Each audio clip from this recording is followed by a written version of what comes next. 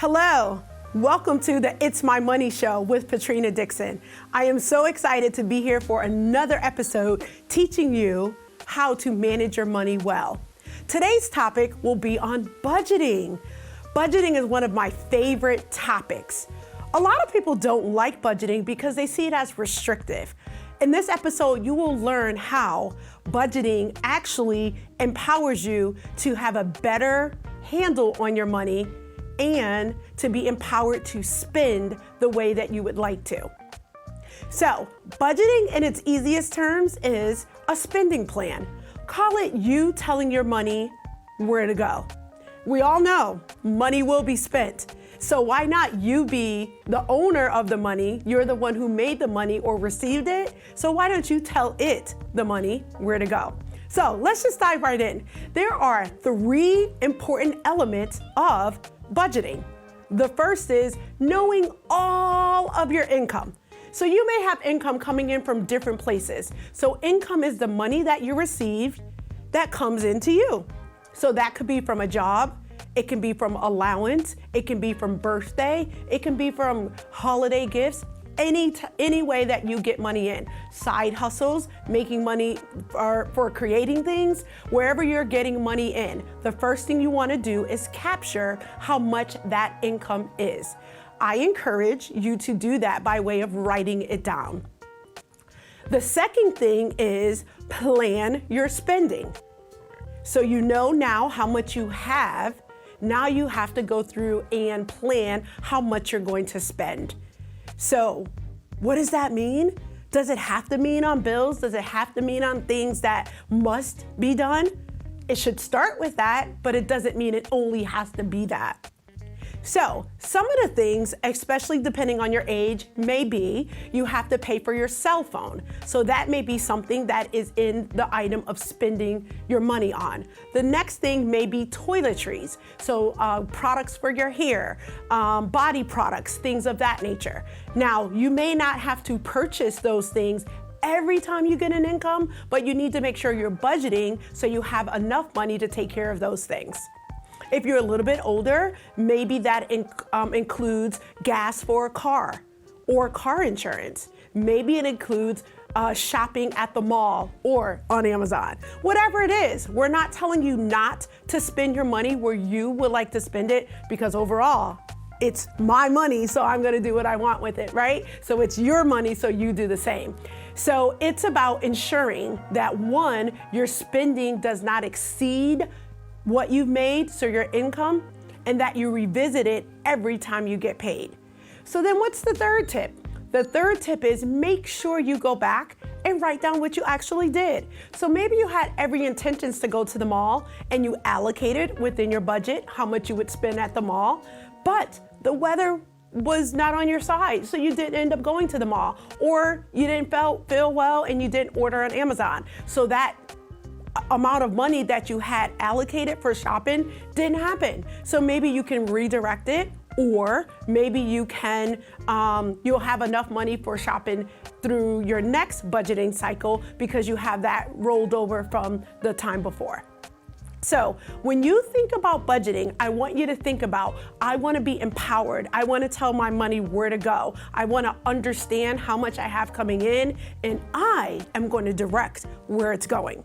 So we all know if you don't sit down and do this exercise, when you get paid, you are going to spend money. Most times people go out to eat. They go to the mall. They may even call Uber Eats or something like that. And again, those things are okay as long as your budget accounts for those things, so you're not overspending. You're not spending more than what you had.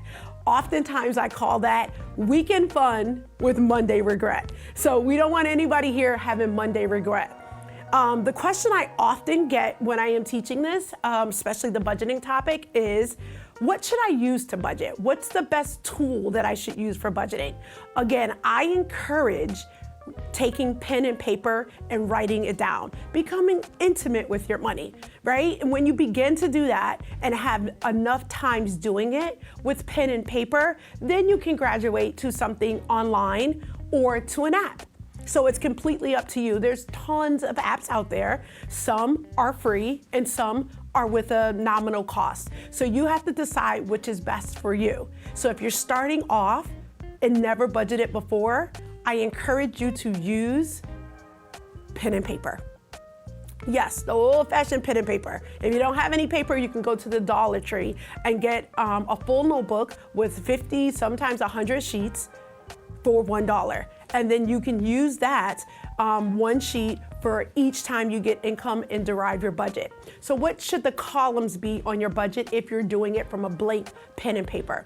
So it should be at the top, across the top, your total income amount. And when I say total, you may have income in from more than one place. So you have to account for it all and use exact numbers. Because if you guesstimate, then the math will be off because the numbers just will not be accurate. So you want to make sure you use exact numbers. Then down the left column, you want to write the various different things that you typically spend money on. And this is why this exercise is also great, because this will have you become more keenly aware of what you're spending your money on. So your first blank page budget may be and should start with savings. So you write savings. The next thing, maybe toiletries, going out to eat, a cell phone, things of that nature. And then your next column should be the amount that you plan to spend on those particular things. Then the last column should be what you actually did. At the bottom, it should be whatever the balance is when you reduce the total expenses from the total income. Here's the key. That should not be a negative number at the bottom, meaning your expenses cannot be greater than your income, or I should say, it should not be greater.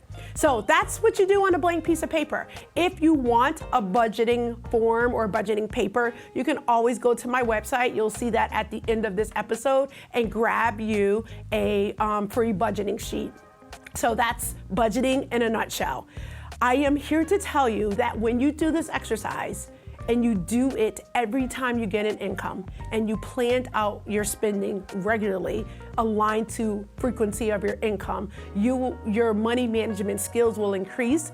You will start to feel more empowered about how much you're getting in, number one, which is great, right? And then where you plan to spend.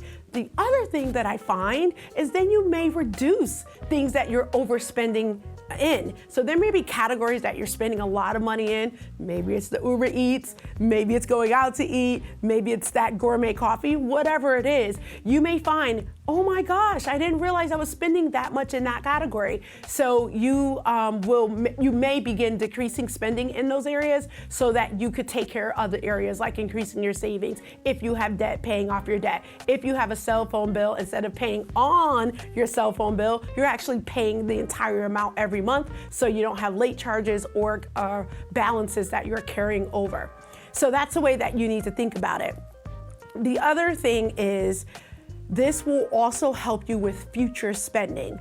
So I hope with all the information that I've shared with you on budgeting, that if you're not doing this today, you will begin incorporating this into your regular habit. Budgeting is very essential to money management skills. I appreciate you always tuning in to It's My Money with Patrina Dixon. I am your local money coach. And if you know of others that would benefit from this information, make sure that you share it with them as well. Thanks again for tuning in. Enjoy your evening.